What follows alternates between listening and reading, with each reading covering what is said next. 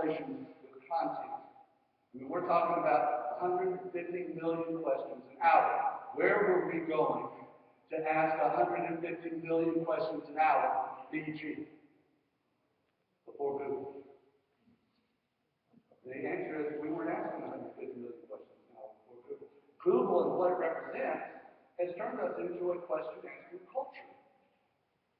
My wife hates it when we go out to eat with friends and somebody asks a question because she knows what I'm doing. I'm reaching for my smartphone. I'm finding the answer to that question. So does everybody else on the table except for her, she doesn't believe it.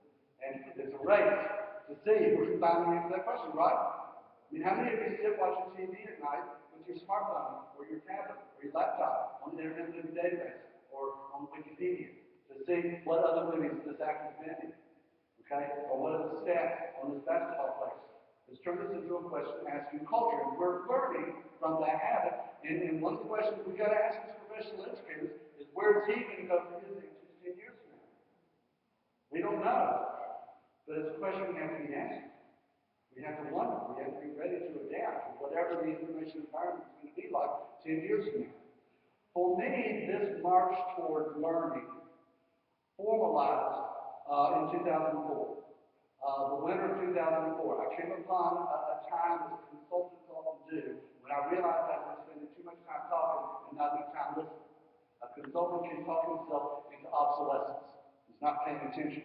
So I decided during Christmas to pay attention, and I decided to read some blogs.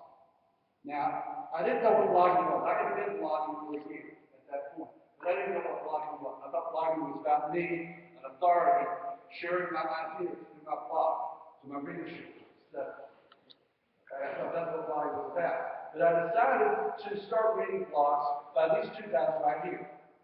I already knew them. I've been at conferences. I knew that they would be writing stuff to help me do my job. That's Andy Carver at the top of his blog is called A Waste of Bandwidth, and that's Will Richardson. His blog was called Woodblog Ed. It's now just Will Richardson.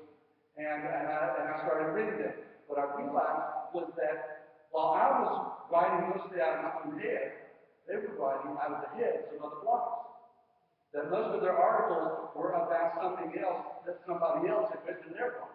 It was start with such and such said this morning in their blog. I think this is important. This is how I was using it. Okay, that it was a continuation of a conversation, much more than one person writing what they believed, what they knew in an article. So as a result, from Andy Carver, I learned about Dave Weinberger. He wrote something about something that Dave Weinberger had written, and I realized, I linked over to his blog, and I realized Dave Weinberger is somebody else I need to read. So I started paying attention to him. Will Richardson introduced me to Lawrence Lessig, who was a law professor at Stanford University or Harvard, and his big area is copyright. He's the one who came up with Creative Commons.